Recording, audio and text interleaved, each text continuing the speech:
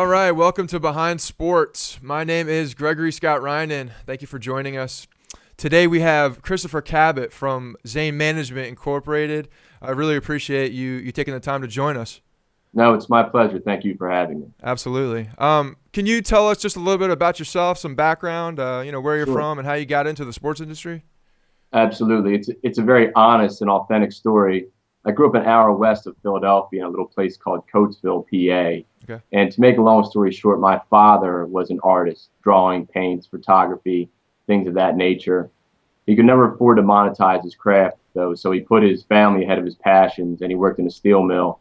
And as a child growing up, I'd watch my dad being this eager beaver who would go in anytime there was an extra or go in anytime someone called out or what have you to put food on the table. And I never understood why when he would go on strike or the union would have him on strike or anything of that nature, why he couldn't provide for his family. So when I was 14, my dad was on strike for 90 days. It was a very difficult time for our family. We were definitely very financially stricken, but still very much great in love and rich in values. But I was literally staring out the window. It was a really hot night in the summer. Couldn't afford to turn on the air conditioner or anything like that. So we're in there sweating. And I had this resounding instruction when I was looking out the window. It said, help people make a difference. And as I got older, when I listened to that, things worked. When I didn't listen, things didn't work. In my 20s, I accepted that as the voice of God. So I come from a family that does not have a legal background or really a sports background. Okay. A lot of folks in the Cabott family were behind bars and had issues with the law. So the idea of getting into a legal practice, because I thought as an attorney, I can help people make a difference, was somewhat foreign, but encouraged within the family. It was definitely considered a good thing. What I found as I got older was that I could help folks the most and make the greatest difference in their lives where they're trying to make a career of their God-given talents. So I think watching my dad and his God-given talent and his passion, putting it aside, always came from a healthy perspective of appreciating the work that goes behind turning those God-given talents into a career. And I had the blessing, and it really was a true blessing, of getting the chance my first year of law school to work with my mentor, Lloyd Remick, who's 75 years young these days. He is the founder of Zane Management. Professor Remick had a pretty vibrant sports agency in the 80s. He unfortunately was in a pretty difficult car accident. When he came back from that, he really wasn't able to really bob and weave as one might need to be to run the operations of that. So he scaled back primarily to his law practice. But he was very much a very giving man. I interned with him for free for 3 years. And then when I got done law school, he gave me the opportunity to have a small platform to work from. And by the grace of God, it's turned into an amazing platform where I represent incredible people and I provide for those I love by doing what I love. So that's a long answer to a short question, but it's a very honest answer. No, that's great. It's good to hear that background too. I mean, it's obvious that Thank you. you had a strong foundation. Indeed. And it seems that's kind of what you went into your professional workplace too. It seems like there was a strong foundation in the firm, and starting to build on that. So that's great. Well, I think mentors are important for all of us. Right. And whether it's an athlete being mentored by a coach or a student being mentored by a professor or a young agent being mentored by an older agent, and that's what Professor Remick gave me. He gave me mentorship. He gave me guidance. I will always be very thankful for that. That's great. So was he one of your professors while you were in school as well? Is that how you initially No, met he him? wasn't. No. He wasn't. An interesting story. I took a year off Mm-hmm. between undergrad and law school, primarily because I was scared to death of debt. Sure. And that was probably one of the best experiences of my life, Scott. What I did was I worked in healthcare recruiting for a year, where essentially I was an agent for nurses. Mm-hmm. And I was placing them in jobs throughout the country. And I really enjoyed that intimate relationship I had with that clientele. And I enjoyed working with them through good times and bad. And I thought to myself, you know what, if I could have a career where I work with people intimately, I help them make a career out of their God-given talents, I continue to work with this passion I have within the world of sports, that would really not so much be a job, but a life's work. So I worked 3 jobs during that year. I worked at a company called MedStaff Incorporated, placing nurses in jobs. And at night I would bartend and lay stone on the weekends. I kept a similar schedule when I started law school. I was still working, bartending, doing odd jobs on the weekend. I wasn't doing the recruiting anymore Right. for med staff, but I was going to school full time. But literally the night before my first torts exam, which is an exam every first year law student has, Sure. I was bartending a holiday party. I met in-house counsel for a biotech company. I told him what I wanted to do with my life, which was I wanted to represent folks with God-given talent in entertainment, sports, and media. And I wanted to be based relatively local to Philadelphia. I've been blessed in that my wife I met when she was 13, I was 15. We started dating when she was 17, I was 19, and definitely seen God's face through her. A very loving, genuine person, and I wanted to continue our relationship. She has a large family, at least at the time, had a large family living in that Philadelphia area. They've moved since, Gotcha. but I didn't want to uproot her from that. So this gentleman, Patrick Frawley, was in-house counsel at that biotech company. He said, you should check out Professor Remick. I had him as a professor at Temple University Law School. Looked him up. I called him. Make a long story short, he told me he had 500 resumes for an internship that summer. I said I would send 501. And he gave me an opportunity, and he sat me down and said, you're not going to get paid. And I said, I'm not here for money. Right. I'm here to learn. And that's exactly what I tried to do in those 3 years. I tried to learn as much as possible, insert myself as much as possible, listen as much as possible. So no, he was not a professor of mine in the classroom, but he was very much a professor of mine in my career. Sure. And that's an underlining theme actually that we've heard from some of our other guests as well, as when someone is starting to get into the industry, whether it's through an internship or another experience, is really put your head down, listen as much as you possibly can. You don't want to be too much outspoken, because at that point you are a rookie in the industry and you want to learn as much as possible and take in as much as possible. Absolutely. Yeah. Great. So you're also teaching now, is that correct? I teach an adjunct course at Temple University, Fox School of Business and Sports Law. I also teach an entertainment law course there. I teach similar courses as well as an adjunct instructor at Drexel University and York College. Great. Would love to talk about some of your clients and some of the things that you're doing with them. Sure. One of your clients, and I know you're representing him not as an agent but as counsel, is Jimmy Rollins of the Philadelphia Phillies. James Calvin Rollins II. Absolutely. He is he's one heck of a shortstop, that's for sure. He is. He's a better person. Yep. And he's an amazing baseball player. Very blessed to have a relationship with Jimmy as both his attorney and as his friend. Great. Jimmy's a guy that I met probably about 5 years ago. When I met Jimmy at the time, he was running a record company. The difficult thing for Jimmy is that in a baseball player's schedule, you have 162 games. Mm-hmm. And then you have travel days and some off days. So, and then potential playoff runs. So you usually have anywhere between 225, 250 days off the calendar to begin the year. Sure. To run a record company effectively is a lot of responsibility. So it was difficult for him to do that. He brought me in to handle some of the legal side of things. There were some issues at the time. We eventually flipped the company to a music publishing company. Okay. And the primary reason behind that is that when you're developing artists and an artist roster, you need to worry about a lot of things. You need to worry about studio time, producers, vocal coaches, food, travel, lodging. There are a lot of expenses and a lot of costs and a lot of responsibility.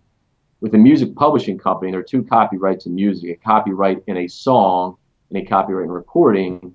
And you own the copyright in the song for one's lifetime plus 70 years.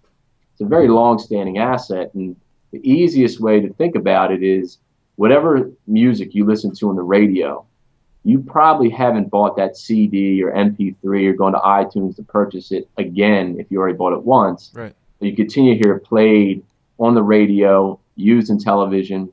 Well, every time it's used, the writers of those songs are getting compensated. Sure. So for Jimmy, the concept was, hey, listen, every time you walk up to the plate, they play music. Right. If you controlled or owned or co-owned the music they played, you would essentially be creating a revenue income stream. Sure. Plus Fox Sports, CBS, TNT, TBS, MLB Network, ESPN, the flagship stations locally. Anyone that's broadcasting games will think it's unique that you own music and want to do sync licensing, use it in the broadcast. So that's what we did. We created this model.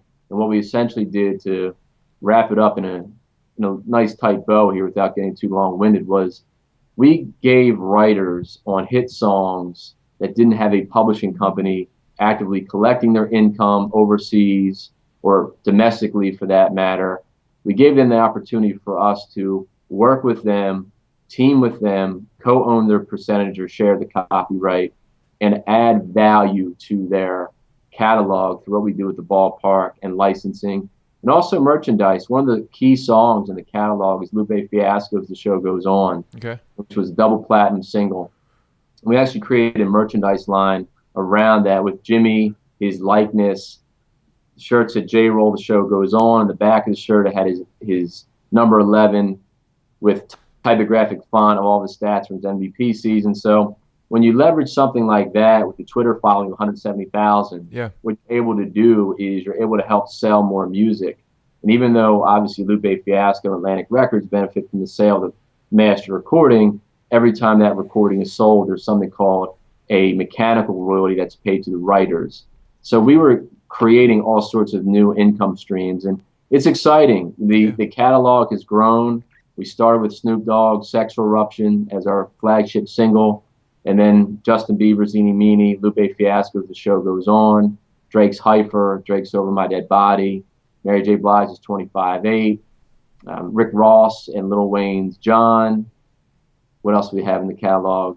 We have a recent single with Tyga and Wiz Khalifa. We have that in there. And we also have a French Montana Nicki Minaj single called "Freak." So it's exciting. I'm really proud of the company.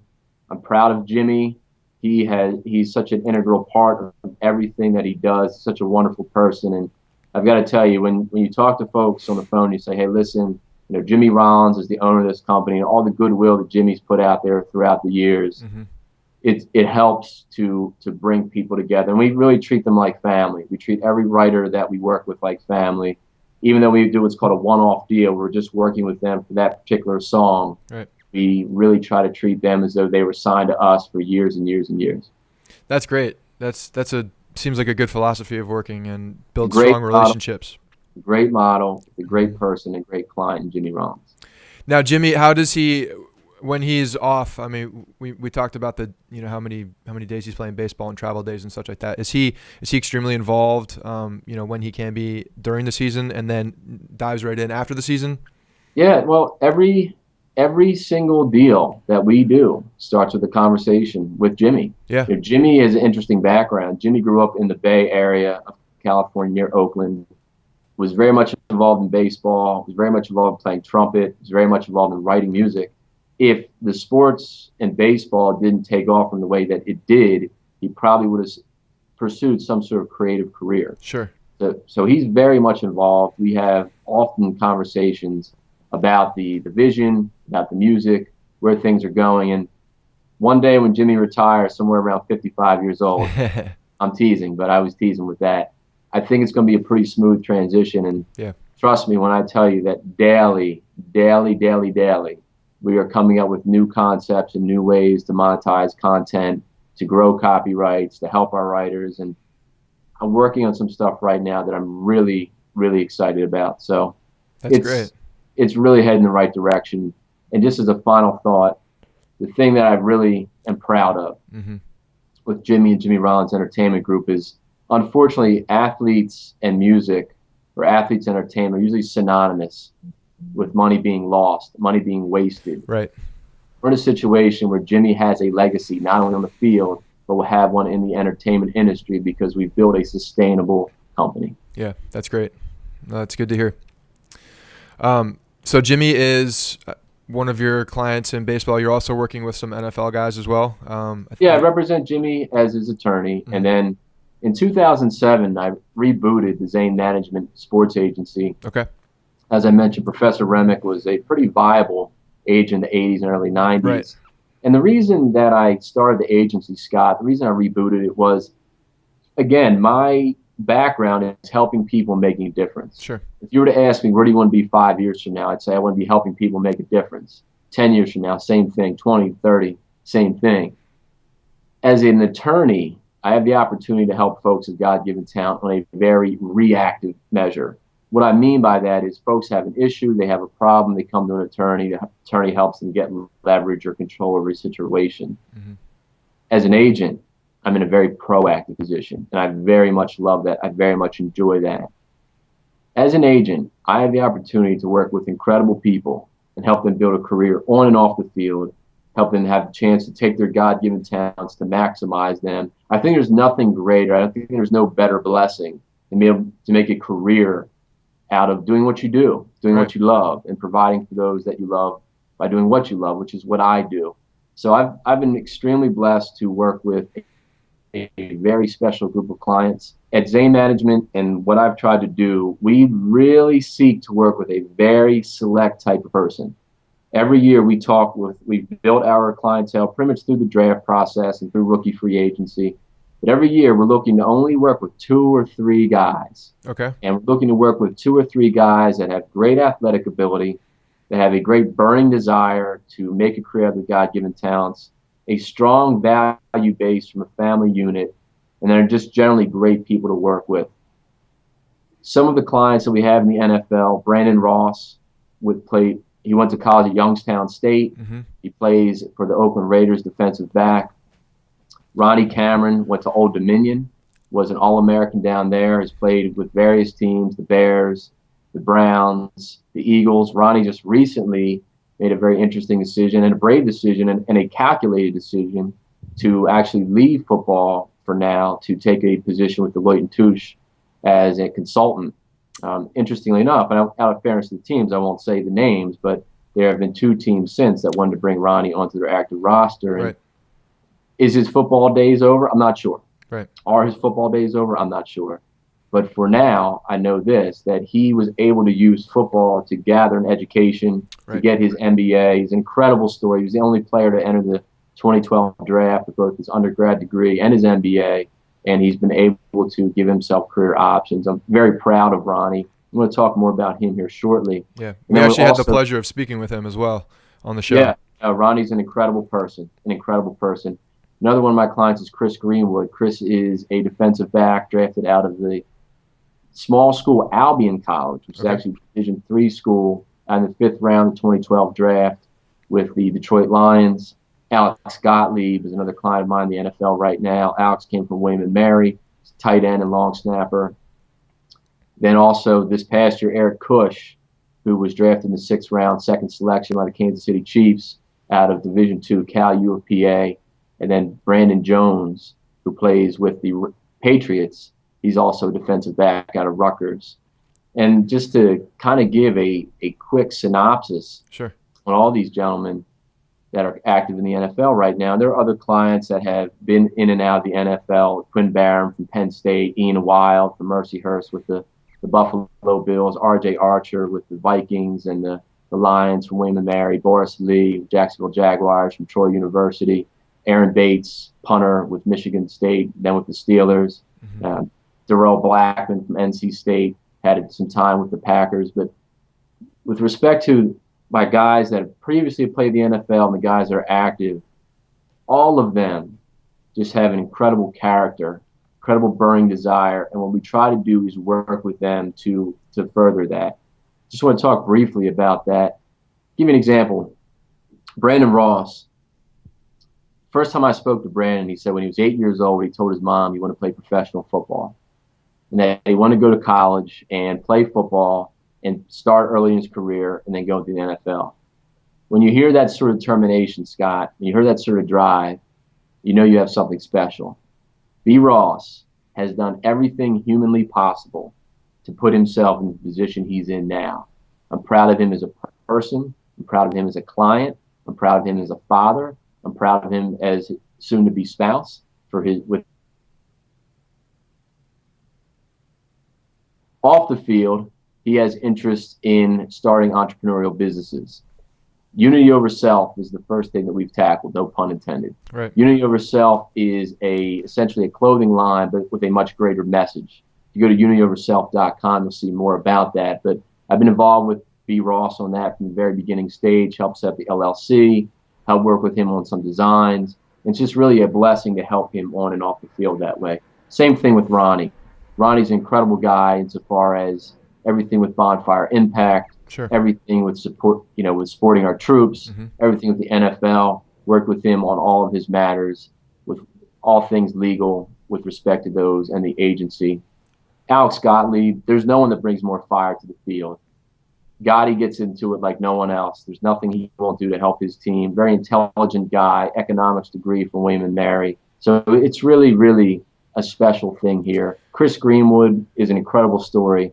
Division III, amazing. Just in short, in high school, his family moved around a couple times. He actually didn't get to play his freshman year or his sophomore year. Junior year, he played half the season, was injured. Senior year, he came into the season being scouted very little by a lot of colleges, had some different offers, started at Division II Northwood, transferred to Eastern Michigan, realized you have to wait 2 years to get back on the field, transferred to Division III Albion, had an incredible career there. Just one of the most humble, kind, genuine, good people. His fiancée-to-be, Kristen McClendon, is an aspiring model. Chris and I work with her in helping build her high fashion career.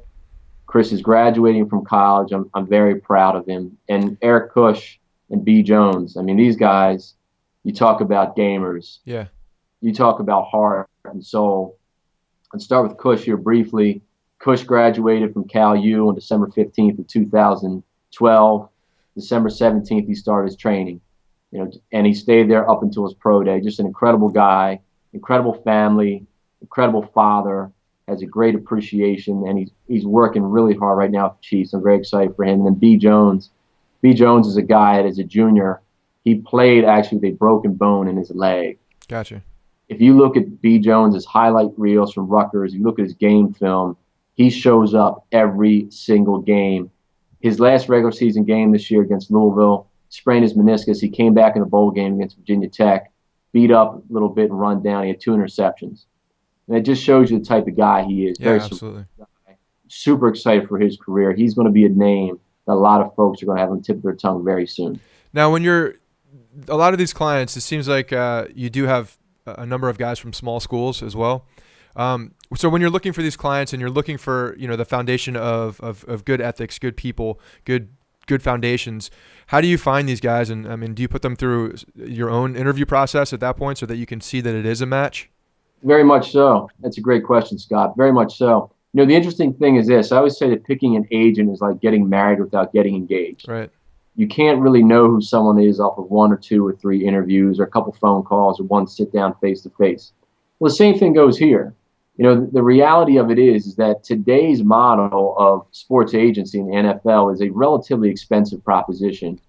The cost of business for an agent is usually paying for training leading up to the combine and the draft. And that's not inexpensive. Right.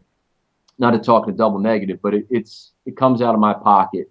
I'm a guy that anytime I spend money on anything outside of my family, I really have a catharsis of the soul about it. I want to make sure that I'm spending it wisely. I want to make sure that I'm taking care of them. And I want to make sure, too, that everything we do for our clients, that we do the right way. You only have one chance to go into a draft. You want to be able to look at yourself on draft day and say, I did everything I possibly could for my client. Right. My client can look in the mirror and say he did everything possibly he could for his own opportunity. So in order to do that, you've got to know that you're really working with people that want this bad, that are willing to take the next step. I always say in the NFL, there's no redshirt year. Right. There's no potentially even next week. You've got to really bring it, get better, and improve every single day. When you have essentially 1,600 guys in the NFL, the best football players on earth, and then 10,000 guys that are pretty darn good sitting on the couch that would do anything to be one of those 1,600. Yep. You really have to look for the right heads, the right hearts. So what I try to do, Scott, is I try to talk to families very relatively early in the process between the junior and the senior years.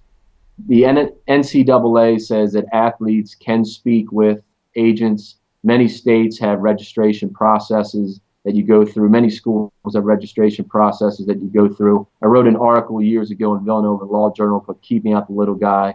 I'm as up to date on compliance as anybody. Sure.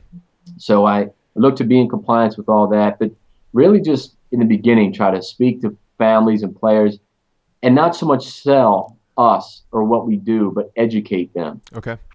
They're never going to go through a combine twice. they're never going to go through a Senior Bowl twice. They're never going to go through this process twice. For most families, they don't know what Balesto is. They don't know what National is. They don't know what NFL Advanced Scouting is. They don't know how preseason grades impact how many times a scout looks at you, how it applies to the all-star game process or the combine process or the training process. So I like to have those conversations, build a rapport. If I feel like the person on the other end of the phone is someone of value, someone of determination, someone I can communicate with well and work with together, then I like to have a second conversation and just build a rapport and continue that. Usually by the end of the year, there's a synergy there, and I know which 2 or 3 guys I'm excited about, and they know if they're excited about me. So it's a great process. Honest to goodness, building that relationship and that rapport is probably my favorite process. Absolutely. Because it's just really a great chance to get to know people and help people. And I always say this, I'm a friend first, I'm an agent second, I'm a friend first, I'm a husband second, I'm a friend first, an attorney second, a friend first, a professor second. So even some guys that I choose not to work with, because I only work with one guy each position per draft. Okay. So, for example, Eric Cush was an offensive lineman, or is an offensive lineman. I wasn't going to work with any more than one O lineman. So there's some O linemen I had to know that I would be working with another O lineman. But as a friend, I did everything I could to help them get in all-star games and give them advice and counsel. And there are guys that decide to work with other agencies, and then some that have worked with other agencies initially have come here, but in all cases, we're still friends. It's interesting. And I value that a lot. Yeah, it's interesting that you say that you work with one position per draft class per year, and I assume that's the reason for that is so you can completely wholeheartedly sell him as who you have, the best of what you have, and absolutely no conflicts. Yeah, I don't believe in conflict. Right, well, that makes sense. I don't. And you did ask me about small schools. Yeah. It's interesting that Ronnie is a FCS guy. Alex Gottlieb's an FCS guy. Right. Brandon Ross is an FCS guy. Cush is a D2 guy. Chris Greenwood's a D3 guy. Obviously, Brandon Jones is Rutgers, a FBS guy. Right. I've worked with, like I mentioned earlier, Quinn Barham out of Penn State, FBS guy. Quinn has been out with an injury. Looking forward to him. He's almost 100% healthy again. Looking forward to getting him back in the NFL. He's a really strong O-lineman, great player. Came out in the 2012 draft. Aaron Bates came out of Michigan State. And Boris Lee, 4-time All Sun Belt first team out of Troy. So there's a great variety there. Yep. R.J. Archer was an FCS player out of William & Mary. Here's the interesting thing. There is NFL caliber talent in FBS, FCS, D2, D3, even in NAIA. The reality of it is it's just trying to figure out who has the mental ability, who has the burning heart, the burning desire. The NFL is a completely different situation from college football. It's a huge transition. So you may have been a pretty good player in a D1 FBS program, but if you don't have the heart there, if you've just been getting by on talent, you're not big in the weight room, you're not big on independent film study, you're probably going to struggle at the next level. So you can find guys with the requisite mental and athletic ability. Is it a little difficult and more difficult to find them in D2, D3, FCS? Sure. But they're out there. I'm in the business of helping people make career out of their God-given talents. Like I always say to clients, as soon as that final whistle blows of your senior year, no one's FCS or FBS or D2 anymore. You're right. We're now all NFL prospects. Right. And that's important. What's most important at the small school level, though, is finding out how guys got there. Sure. Is there an injury history? Was there some off-the-field issues, things of that nature? But I have found guys from a small school with a clean bill of health, with a clean off-the-field situation, usually have a very great burning desire to make it and are willing to do whatever is possible. Same thing applies too with the FBS situation. But right. I think some of the smaller school guys have a little bit of a healthy chip on their shoulder, and it's a good thing. Yeah, no, absolutely. That makes 100% sense. I mean, they're coming in as the underdog already just because of their school situation sometimes. So you have that little extra kick for some of these guys. Good deal. Chris, I have a couple of questions I want to ask you as we wrap up. just to get some more of your experiences. You've already gotten really deep into a lot of the experiences that you have. I really appreciate that and given a lot of good insight. Thank you. As far as your career in the sports industry and specific to the sports industry, can you pinpoint at, the most unique or outlandish moment that you've had with a client or a situation? Yeah, I tease sometimes that I hope one day I'll just be able to share all the stories I've had. Right. I've had some incredible ones. Sure. So I've really I've had some life experiences that I don't think many folks will be able to duplicate or have on their own. It's really been an interesting journey. There's everything in there, but I'll say this: at the risk of being long-winded or trying to prevent that, really the greatest joy I received, and I have, and the greatest self-reward is that when the first time I get on the phone with a guy, usually heading into his senior year, and I say, listen, I think you've got the ability to make it the next level. Right. And sometimes it's the first time someone said that to them. Yeah. And to see them do it is really a blessing. It truly, truly, truly is. That's the greatest joy for me. And I'll say this, especially for the students and the young people out there, or anyone aspiring to get into agency work. If you're doing this for money, and money is your sole focus, I would strongly encourage you to do another career. Because the reality of it is that you have to find fulfillment in life. Mm-hmm. And fulfillment's never about money, because there's always more. If you make your focus about people and helping people and doing right by people, you'll find a greater fulfillment, and the financial side of things will follow in time. So for a guy like an Eric Cush, when I sat down with Cush and I said, listen, I think you really have the ability to do this. And he was a guy that his own school was probably not even the most talked about guy. See Cush get drafted in the 6th round with the 2nd pick by the Kansas City Chiefs a couple months ago, and to see his family, which is an incredible family, his in-laws and his side of the family, just incredibly supportive. To see him make it is an amazing thing.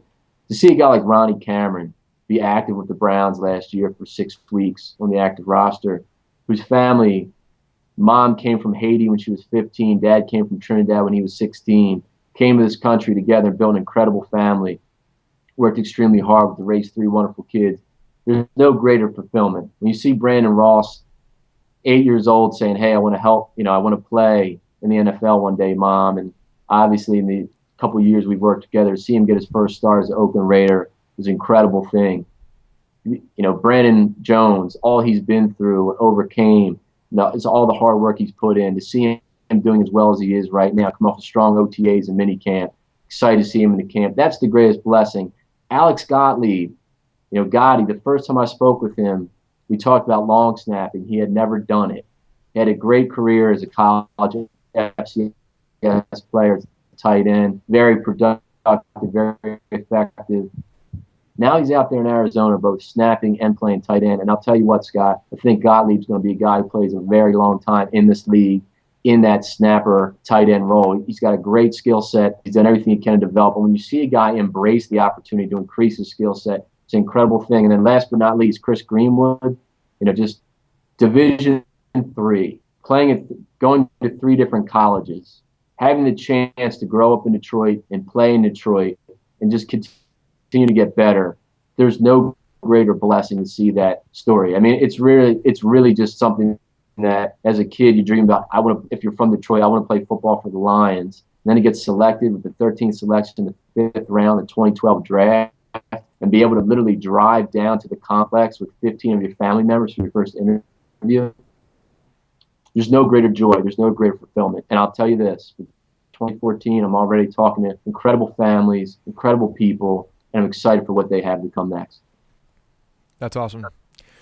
Chris Cabott. I know it's long-winded, but it's the truth. Hey, that's good. That's the most genuine that's the most genuine way to do it. And I really appreciate you talking about your guys. And it's obvious that you care about your clients. It's obvious that you take a vested interest in not only their playing career, but their personal lives and their families. And that's great to see. It's great to see that these guys are in good hands. So I appreciate that. Yeah, Chris, I really appreciate you taking the time to visit with us, and hopefully we'll get you back on the show at some point down the road. Get some updates from you.